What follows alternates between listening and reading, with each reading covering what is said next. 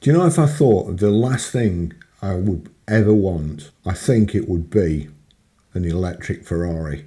I can't think of anything more stupid than an electric Ferrari. What do you think has caused the shares to stumble? I am pretty sure if Ferrari had announced that they weren't making any EVs and told the EU to stick the ZEV mandate up their arse, shares would have gone through the roof, because that's what people who buy Ferraris want.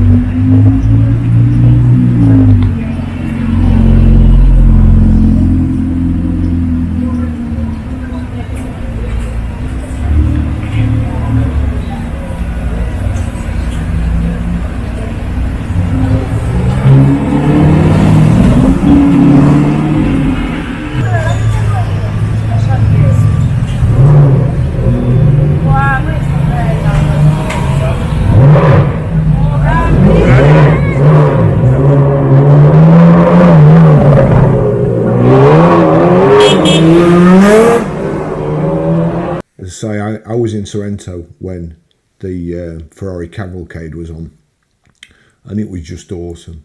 When those vehicles started up on Corsa Italia in the morning, the noise, it was just beautiful. When they went past, it was fantastic. At night you could hear them coming back down the Amalfi Drive.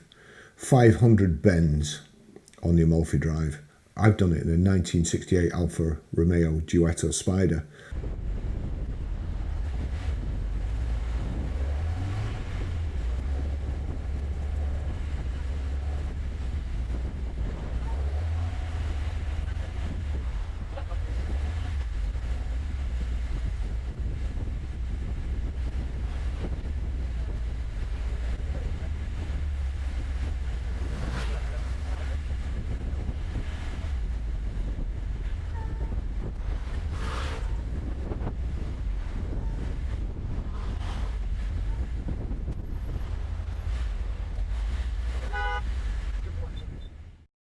And that was a bucket list day. Doing it in a Ferrari, you know. In all honesty, I think I'd rather do it in the Alfa, but the Ferrari would be fantastic too. The Alfa, the synchro had gone on between first and second, and I had to double declutch to get it into second without crunching the gears. Going back, driving the car, it's beautiful. With that in mind, these headlines made me laugh. And it just shows you, again, as I say, the different sides with EVs and, you know, ICE, how certain people see the same things. So here, motor.com, Ferrari releases details for its first EV, and it sounds incredible. Ferrari just released preliminary info on its EV. The company is serious about electric performance. Chris Perkins, October 9th at 4:30 AM. There doesn't seem to be a ton of demand for electric supercars, but Ferrari is still forging ahead. The car, which is simply called the Electrica for now, will make its full debut sometime next year. In the meantime, Ferrari is revealing preliminary specs on this new model, and from a technical perspective, it sounds fascinating. Honestly, it leaves me cold. There's nothing fascinating about it at all. The Electrica will be a Grand Tourer in the mould of the old GTC4 Lusso, but it will still have a forward driving position and a relatively short wheelbase of 116.5 inches, more like its mid-engine supercar counterparts. Ferrari developed both the 800-volt battery and motors in-house, and they'll be built at the Maranello factory as well. In boost mode, the Electrica will make over 986 horsepower from 4 electric motors, and its 122 kilowatt hour battery will offer 329 miles of WLTP range. Expect 300 or less in EPA testing in the US. Claimed 0 to 100 kilometers per hour, 62 miles per hour that is. Time is 2.5 seconds. And her top speed is 192 miles per hour. With this car, Ferrari will continue down its development path of using sophisticated hardware and software for total control over vehicle dynamics. Those 4 motors allow for precise definition of handling balance, as does a version of the active suspension system used on the Purosangue and F80. I've gone in depth on Ferrari active suspension technology, FAST, before, but in short it's based around multimatic dampers that have a ball screw driven by a 48 volt motor attached to the damper piston. The upshot is a system that can put its own supplemental force into the car, giving total control over how the body moves. It provides astounding control of ride and handling. Add in independent rear wheel steering, where each wheel can move opposite one another, and you get total control over how each wheel moves in all directions. The results should be mind-blowing, as we've come to expect from Ferrari. The 2 rear motors are good for 416 horsepower each, and they spin up to 25,000 RPM, which is higher than you'll see in pretty much any other EV. At the front, the 2 motors are the same used in the F80, and they make 141 horsepower each, while spinning up to a maximum of 30,000 revs per minute. So the power will be heavily rear biased when all 4 motors are working, and the front can decouple completely. The battery consists of 14 modules of 15 cells each, and it's integrated directly into the car's chassis. Does that mean you can't change that separately? Ferrari arranged most of the modules behind the driver and under the rear seats to help contribute to a 47% front, 53% rear weight distribution. The company says the car should weigh around 5,070 pounds, which is a lot, but it's also about the same as the Purosangue, and the active chassis system should do a lot to mask that mass. While we recently uncovered a Ferrari patent for a system that would replicate the sound and feel of the brand's internal combustion engines in an EV, the Electrica will do something different. Ferrari uses an accelerometer at the rear axle to pick up the sound of the drivetrain, which it then amplifies in the cabin.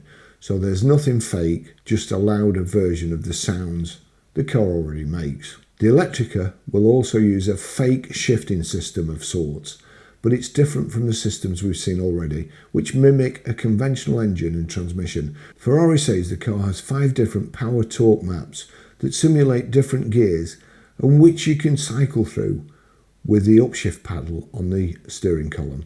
The downshift paddle, meanwhile, controls a simulated engine braking effect, mimicking the sensation of going down the gears as you brake for a corner. So perhaps that's regeneration, I'm sure it is. We're still missing a lot of details on the car, like what it'll look like and what it'll cost. Ferrari will roll out more information before a full launch sometime in the first half of 2026. You might not like the idea of an electric Ferrari, but don't think for a second that this car isn't important. Ferrari is clearly serious about EVs, and from a technical perspective, this should set the pace for lots of others to follow. We can't wait to see more. So we'll just go back here. So motor1.com by Chris Perkins, October the 9th at 4:30 a.m. Next story. 9th of October 2025, 1:36 British summertime. Ferrari halves targets for electric cars amid fall in demand. Italian marque will double number of traditional combustion engine models as it delays EV plans. Ferrari has radically scaled back its electric vehicle EV plans amid tepid demand from drivers. Well, no wonder you just wouldn't want one. Honestly, you just wouldn't want one. The Italian marque said, the engineering challenges, Bugattis. I mean, now, if you watch the Bugatti Veyron, how it was made and how much it cost for them to make it, it was an engineering masterpiece. This just isn't. The Italian marque said only about 20% of its lineup will now be electric by 2030, down from 40% forecast 3 years ago. Meanwhile, the number of traditional combustion engine models will be double the amount previously planned. The proportion of hybrids will remain the same. Ferrari becomes the latest sports car manufacturer to delay its EV plans, following Porsche and Aston Martin. The Maranello-based company said the move was prompted by the continuing popularity of petrol cars with its customers and reflected the current environment and its expected evolution. News of EV delay was accompanied by a conservative forecast for sales and earnings over the rest of the decade, prompting shares in the company to fall 14%, the biggest drop since 2016. Premium car makers have struggled with the electric transition as their wealthy buyers balk at switching to battery and plug-in models. EVs are also more costly to develop and build compared with the high-margin models that have defined brands like Ferrari for decades.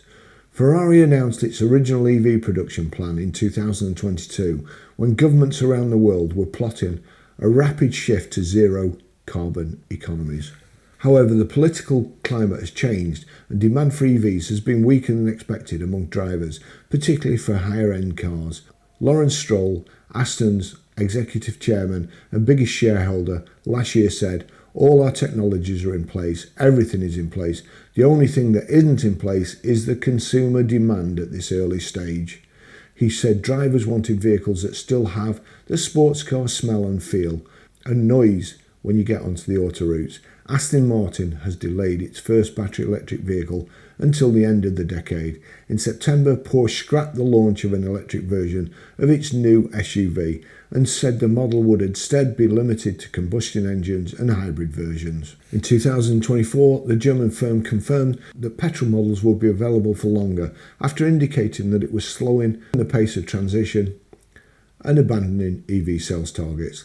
Audi, which originally planned to cease development of combustion engine vehicles in 2026, will not move to fully electric lineup until 2033 at the earliest. The bosses of Stellantis, BMW and Mercedes met with Ursula von der Leyen in September, seeking a relaxation of EU emission targets set to tackle climate change. The bloc currently plans to ban the sale of new petrol and diesel cars by 2035. Ferrari said that the Electrica, the first full EV, will still commence deliveries next year as planned and offer the exceptional driving thrills of the traditional lineup. October the 9th, this is Reuters. Ferrari shares stumble, spoils electric vehicle tech launch.